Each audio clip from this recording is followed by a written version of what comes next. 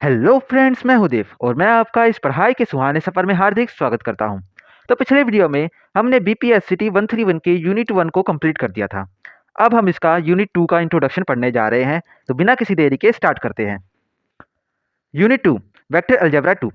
तो इसमें हम यूनिट 2 पढ़ेंगे अब, जो कि है वेक्टर अलजेब्रा 2। इसमें यहाँ पे एक पिक्चर दे रखी है और लिख रखा है इधर कुछ, तो देखते क्या लिख रखा है। The position of this train is a vector function of time. What is its velocity? This unit will help you answer such questions. तो ये बोल रहा है कि ये जो है, ये ट्रेन जो है एक वेक्टर फंक्शन है टाइम का। इसकी वेलोसिटी क्या होगी? ये जो है, ये यूनिट आपको इसको इस क्वेश्चन का आंसर करने में मदद करेगी। जैसे कि आप जानते हैं कि ट्रेन जो है वो कॉन्स्टेंटली किसी स्पीड पे नहीं चलती। वो कभी तेज होती है, कभी वो यानी कि धीमी हो जाती है। तो ये टाइम के हिसाब से बढ़ती और घटती है। इसलिए जो है यहाँ पे ये बोल रखा है कि वेक्टर फंक्शन है ये टाइम का। तो इसके बाद में हम आगे बढ़ते हैं। यहाँ पे हमें स्ट्रक्चर दे रखा है जो यूनिट 2 का, जो कि हम आगे चलते हुए देखेंगे अपने साथ में। तो स्टडी, इसके बाद में आता है स्टडी गाइड। तो स्टडी गाइड में आप देखेंगे in unit 1 you have revised elementary concept of vector algebra using the geometric graphical representation of vectors as directed line segments. तो ये बोल रहा है कि आपने यूनिट 1 में जो है आपने रिवाइज कर लिया जो भी एलिमेंट्री कॉन्सेप्ट्स है वेक्टर अलजेब्रा के, उनके ज्योमेट्रिक और ग्राफिकल रिप्रेजेंटेशन के रूप में वेक्टर अलजेब्रा के डायरेक्ट लाइन सेगमेंट्स के ऊपर। In this unit we discuss the algebraic representation. अब इस यूनिट में हम अलजेब्रिक रिप्रेजेंटेशन के ऊपर बात करेंगे of vector algebra in term of its components relative to the Cartesian coordinate system. अब जो है हम अलजेब्रिक के कंपोनेंट्स के बारे में बात करेंगे जो कि कार्टेशियन कोऑर्डिनेट सिस्टम से रिलेट करते हैं। You may have studied about the components of vectors in your school mathematics और फिजिक्स कोर्सेज। आपने जो है इसके बारे में अपने स्कूल के जो 12th में और 11th में मैथमेटिक्स और फिजिक्स के कोर्स में आपने पढ़ रखा होगा। If so, you could quickly revise section 2.2 and 2.3 and solve the examples and SAQs given in them. तो ये बोल रहा है कि अगर आपको ये कॉन्सेप्ट जो है आपको रिवाइज हो जाते हैं, यानी कि आपको याद है, तो आप क्विकली रिवाइज कर सकते हैं सेक्शन 2.2 को और 2.3 को, और उसके बाद में आप एग्जांपल्स और एसएक्यूज कर सकते हैं जो कि उनमें दे रखे हैं। इफ नॉट, आपको अगर ये नहीं पता है जो बेसिक कॉन्सेप्ट्स है और आपको थोड़ा और पढ़ना है, यू शुड स्टडी देम थ्योरली। तो आपको इसको एकदम गहराई से पढ़ना चाहिए। The concept discussed in section 2.4 में बी न्यू फॉर यू। जो कॉन्सेप्ट सेक्शन 2.4 में बताया गया है वो आपके लिए शायद से नया हो, तो आपको इसको यदि ध्यान से पढ़ना ही है। पर सेक्शन 1 जो 2.2 है और 2.3 है, उनको आप चाहे तो जल्दी जल्दी पढ़ के एग्जाम्पल करके ऐसे यूज कर सकते हैं अगर आपको वो समझ में आता है तो। इसके बाद में आप देखेंगे क्या बोल रहा है ये। Recall that you have learned how to differentiate functions of a single variable in your class 12th mathematics course. तो आपने जो है डिफरेंशिएट करना सीखा था सिंगल वेरिएबल फंक्शंस को अपने 12th की मैथमेटिक्स में। You may like to revise the methods. अब आपको जो है जो मेथड था उसको रिवाइज करने की जरूरत है। Then it would be easier for you to understand this section. तो जब आप ये मेथड जो है डिफरेंशिएट करने का तो किसी भी फंक्शन को सिंगल वेरिएबल के, जब आप उसको रिवाइज कर लेंगे तो आपको ये यूनिट को समझने में आसानी होगी। Still study it carefully. आप अब जब ये रिवाइज कर ले तब भी आपको इसको केयरफुली स्टडी करना है, कोई भी बारीकी नहीं छोड़नी, यानी कि थोरली आपको स्टडी करना है। There is a great deal of algebra in this unit. ये बोल रहा है कि इस यूनिट में बहुत ही ज़्यादा अलजेब्रा के बारे में बहुत ज़्यादा बात करी हुई है। So you should always keep an pen and pencil and paper with you when studying it. तो आपको जो है अपने साथ में एक पेन पेंसिल और पेपर ले लेना चाहिए जब भी आप इसको स्टडी कर रहे हो। तो अभी की क्लास में तो इसका इंट्रोडक्शन है, तो कोई भी ज़्यादा थ्योरेटिकल बातें नहीं होगी, सिर्फ इंट्रोडक्शन होगा। इसकी जो नेक्स्ट क्लासेस होंगी उसमें आपको अपने साथ में पेन पेंसिल या पेन या फिर पेंसिल और एक पेपर जरूर लेके बैठना है अपने साथ में। Solve all steps of all examples, SAQ terminal questions. Of course, you should try to solve the problems on your own without first looking at the solution and answers. तो आपको जो है जब भी आपको कोई भी एग्जाम्पल एसएक्यूज या फिर टर्मिनल क्वेश्चंस आए तो आपको उसके जो है स्टेप बाय स्टेप सॉल्व करना है उसको। और सबसे पहले तो अपने आप खुद सॉल्व करके, यानी कि अपने आप खुद ट्राई करना है, उसके बाद में आप चाहे तो आंसर को देख सकते हैं। तो ये जिस तरीके से हम बताएंगे, तो हम कैसे बताएंगे कि हम आपको क्वेश्चन बताएंगे, उसके बाद में एक बहुत ही ब्रीफ जो है बहुत ही छोटा सा पोज होगा, उसके बाद में डायरेक्ट आंसर आ जाएगा। तो जब वो पोज होगा तो आपको उस पोज पे आपको वीडियो को स्टॉप करना है, खुद ट्राई करना है, उसके बाद में प्ले करना है, डायरेक्ट आप आंसर पे आ जाएंगे। तो इस तरीके से आपको ये करना है। इसके बाद में यहाँ पे हमें प्रीवियस यूनिट की तरह ही एक थॉट दे रखा जो कि है गैलीलियो गैलीली का, जो कि बोल रहे हैं the book of universe is written in the mathematical language. तो ये क्या कह रहा है कि यूनिवर्स जो कि एक बुक है वो मैथमेटिकल लैंग्वेज में लिखी गई है। Without whose help it is humanly impossible to comprehend a single word of it, and without which one wanders in vain through a dark labyrinth। तो ये बोल रहा है कि जो मैथमेटिकल लैंग्वेज में लिखी गई है इसके बिना ये ह्यूमनली, यानी कि इंसानों के पॉसिबल ही नहीं है इंसानों से कि हम कॉम्प्रीहेंड कर पाए कोई सा भी इसका सिंगल वर्ड जो है, जो यूनिवर्स के बारे में कुछ भी हम समझ नहीं सकते मैथमेटिक्स के बिना। और इसके बिना हम चाहे जितना भी कर लें कुछ भी चीज़ समझ नहीं सकते और ऐसा होगा कि अंधेरी गुफ़ा में, डार्क लैबिरिंथ में, यानी कि एक अंधेरी गुफ़ा में हम घूम रहे हो, फालतू में ही घूम रहे हैं और कुछ समझ में नहीं आएगा। मैथमेटिक्स के बिना ये बोल रखा है, यहाँ पे ये छोड़ दे रखा था। इसके बाद में हमारा आता है सेक्शन 2.1 इंट्रोडक्शन। तो अब इंट्रोडक्शन पे आते हैं इसके। In unit 1 you have revised elementary concepts of vector algebra. तो हमने यूनिट 1 में अपने जो एलिमेंट्री कॉन्सेप्ट्स थे वेक्टर अलजेब्रा के, वो हमने रिवाइज कर लिए थे। You have used the graphical और geometrical representation of vectors to add subtract vectors without any reference to the system of coordinates. तो आपने जो है इसमें, यानी कि हमने जो है पिछले यूनिट में ग्राफिकल और ज्योमेट्रिक रिप्रेजेंटेशन का इस्तेमाल करते हुए वेक्टर को ऐड किया था, सब्ट्रैक्ट किया था, बिना किसी जो कार्टेशियन कोऑर्डिनेट सिस्टम है उसका इस्तेमाल करते हुए। Defining vectors and vector operations without any reference to a coordinate system makes it possible to express the laws of physics using vectors. तो ये जो वेक्टर और वेक्टर ऑपरेशंस है, ये चीज़ पॉसिबल करते हैं कि हम बिना कार्टेशियन कोऑर्डिनेट सिस्टम जो है उसका इस्तेमाल करते हुए किसी भी जो फिजिकल क्वांटिटीज़ है उसको वेक्टर की फॉर्म में रिप्रेजेंट कर पाएँ। तो वो कौन-कौन सी चीज़ें, यानी कि उसको फिजिकल क्वांटिटीज़ को एक्सप्रेस कर पाए, कौन-कौन सी चीज़ें रिप्रेजेंट करने में मदद करता है, वेक्टर्स और vector operations. This is because this do not depend on Cartesian system. तो ये जो है ये इसलिए कर पाते हैं क्योंकि ये कार्टेशियन सिस्टम के ऊपर डिपेंड नहीं करते हैं। For example in the vector notation we write Newton second law of motion as F is equal to में ma। इस तरीके से हम इसको डिनोट करते हैं वेक्टर फॉर्म में न्यूटन सेकंड लॉ को। This expect of vectors make them a very powerful tool in physics. ये जो एक्सपेक्ट है वेक्टर का कि इसमें हमें कार्टेशियन कोऑर्डिनेट सिस्टम की ज़रूरत नहीं है, इसके बिना हम कर सकते हैं, ये चीज़ वेक्टर को एक बहुत ही पावरफुल टूल बनाती है फिजिक्स के अंदर। However, when vectors are represented by directed line segments, many a time their addition subtraction becomes difficult to visualize in 3 dimension। पर अगर आप वेक्टर्स को देखेंगे, अगर उनको लाइन सेगमेंट के रूप में देखा जाए, तो काफ़ी समय ऐसा होता है कि उनकी एडिशन सब्ट्रैक्शन जो है वेक्टर्स की, उसको विजुअलाइज़ करना 3D डायमेंशन में डिफ़िकल्ट हो जाता है।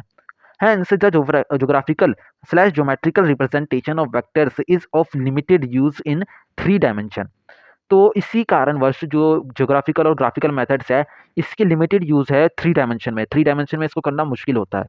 तो यानी कि 2D तक तो ठीक है, 3D में कुछ केसेस में चल जाएगा, पर 3 डायमेंशन में ज़्यादा नहीं चलता। We find that it is far easier to represent vector algebraically in terms of their components relative to a coordinate system। तो ये बोल रहा है कि ये हमने देखा कि ये जो बहुत आसान होता है अगर हम किसी भी वेक्टर को algebraically रिप्रेजेंट कर पाए उसके कंपोनेंट्स के रूप में, जो कि कार्टेशियन सिस्टम पे बेस्ड होगा। तो उससे ये आसान होता है 3D को एक्सप्लेन करना।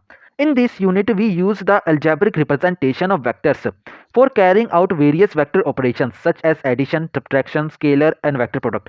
तो इस यूनिट में हम बहुत सारे वेक्टर ऑपरेशंस को करेंगे अल्जेब्रिकली, जैसे कि एडिशन, सब्ट्रैक्शन और वेक्टर प्रोडक्ट हो गया, स्केलर प्रोडक्ट हो गया, ये सारी चीज़ें हम अल्जेब्रिकली करेंगे।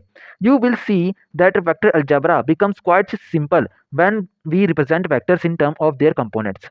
हम आप देखेंगे कि जो वेक्टर अलजेब्रा है ये बहुत ही ज़्यादा सिंपल हो जाता है जब हम उसको उसके कंपोनेंट्स के रूप में दिखाते हैं, जैसे कि एक्स वाई जेड का कंपोनेंट उसके रूप में। अब इधर एक नोट दे रखा है, इसमें आप एक बार पढ़ लीजिए। Cartesian coordinate are rectilinear 2 dimensional और 3 dimensional coordinates which are also called rectangular coordinates। तो ये बोल रहा है कि कार्टेशियन कोऑर्डिनेट जो है वो रेक्टिलिनियर होते हैं और 2 dimensional और 3 dimensional कोऑर्डिनेट जो होते हैं उनको हम कहते हैं rectangular coordinates. By convention the 3 axis of the 3 dimensional Cartesian coordinate system जो है denoted by X Y Z, इस तरीके से उसको दिखाया जाता है, are chosen to be linear and mutually perpendicular. तो इसको माना जाता है कि ये लीनियर है और म्यूचुअली परपेंडिकुलर है, जो भी एक्सिस है सारी। और इसमें आप देखेंगे in 3 dimensions each of the coordinates x Y z में lie anywhere in the interval -∞ to +∞।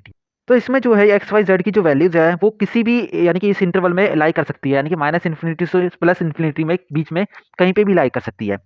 इसके बाद में हम आगे बढ़ते हैं।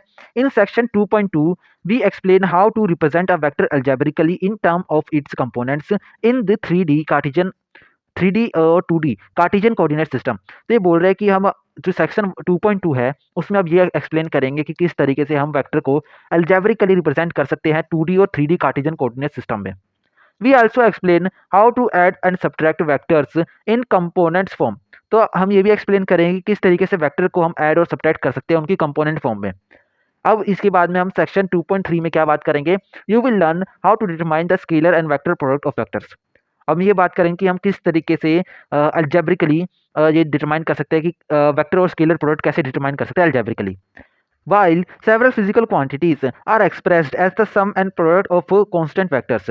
Several physical quantities also change with time or vary from point to point in space.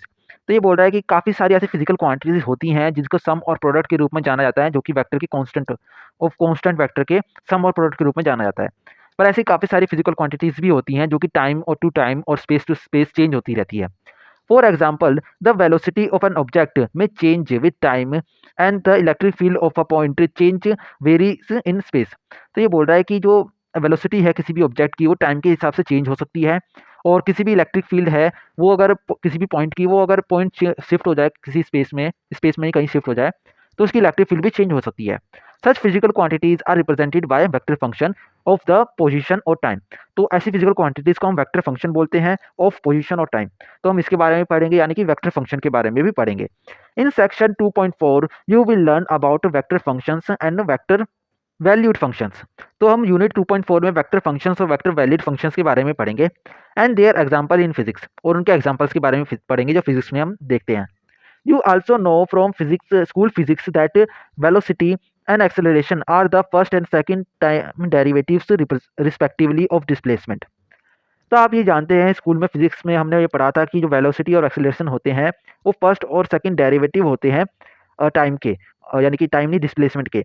ये हमने अपने स्कूल में पढ़ा था। अब displacement itself could be a function of time. जो डिस्प्लेसमेंट है वो खुद में एक तरीके से एक फंक्शन हो सकता है टाइम का।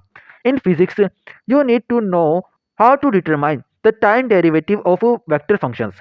तो आपको ये फिजिक्स में आना चाहिए कि आप ये बता पाए कि किस तरीके से डिराइव करते हैं time derivative of vector function, इसको कैसे डिराइव करते हैं, ये आपको आना चाहिए। This is what you will learn in section 2.4.2। तो आप इस सेक्शन में जो है 2.4.2 में इसी के बारे में पढ़ेंगे कि हम किस तरीके से वेलोसिटी यानी कि वेक्टर डेरिवेशन कैसे कर सकते हैं, वेक्टर फंक्शन का derivation. In the next unit you will learn about first order ordinary differential equations. और इसके बाद में जो हमारी यूनिट 3 आएगी उसमें हम क्या पढ़ेंगे, first order ordinary differential equations के बारे में पढ़ेंगे। इसके बाद में यहाँ पे हमें एक नोट दे रखा है, ये भी पढ़ लेते हैं। इन योर रिटर्न वर्क, आपको अपने रिटर्न वर्क में always use an arrow above the letter you use to denote a vector. तो आपको अपने वेक्टर को, अगर किसी भी वेक्टर को डिनोट करते हैं तो उसके ऊपर हमें अपने रिटर्न वर्क में एक एरो डालना होता है, जो कि हमने पिछले यूनिट में भी पढ़ा था। एग्जाम्पल के लिए देख लेते हैं, आर के ऊपर एरो डाल रखा है, इसी तरीके से आपको वेक्टर को दिखाना होता है। Use a cap above the letter you use to denote a unit vector. और किसी भी यूनिट वेक्टर को डिनोट करना है तो आपको एक लेटर जैसे कि आर है उसके ऊपर कैप दिखाना होगा कि ये यूनिट वेक्टर है। इस तरीके से हम ये जो है इसको दिखा सकते हैं। इन दोनों का बहुत ही ज़्यादा इस जो है यूनिट में इस्तेमाल होगा, इसलिए यहाँ पे ये रिवाइज कराया गया है। बाकी ये हमने यूनिट 1 में भी पढ़ा था। अब इसके बाद में हमारा आता है एक्सपेक्टेड लर्निंग आउटकम्स। तो इस यानी कि इस यूनिट को पढ़ने के बाद में हमें क्या-क्या आना चाहिए, हम क्या एक्सपेक्ट कर सकते हैं कि इस यूनिट को पढ़ के हमें क्या प्राप्त होगा। तो after studying this unit you should be able to, तो हमें क्या-क्या आना चाहिए। फर्स्ट पॉइंट है express a vector in terms of its components and the basic vectors in 2 and 3 dimension Cartesian coordinate system। तो हमें जो है वेक्टर को उसके कंपोनेंट्स की फॉर्म में रिप्रेजेंट करना आना चाहिए, और उसके बेसिक वेक्टर्स होते हैं उसको 2D और 3D कार्टेशियन कोऑर्डिनेट सिस्टम में भी एक्सप्रेस करना आना चाहिए। इसके बाद में हमें क्या आना चाहिए, add and subtract vectors in their component form. हमें वेक्टर्स को उनकी कंपोनेंट फॉर्म में ही ऐड और सब्ट्रैक्ट करना आना चाहिए। इसके बाद में थर्ड पॉइंट क्या बोल रहा है कि calculate the scalar and vector product of vectors using their component form. हमें क्या आना चाहिए, स्केलर और वेक्टर प्रोडक्ट निकालना आना चाहिए किसी भी वेक्टर का उनकी कंपोनेंट फॉर्म का इस्तेमाल करते हुए। इसके बाद में ये बोल रहा है कि डिफरेंशिएट वेक्टर फंक्शंस, हमें वेक्टर फंक्शंस को डिफरेंशिएट करना आना चाहिए। उसके बाद में हमें क्या बोल रहा है कि solve physics problems based on the applications of vector algebra.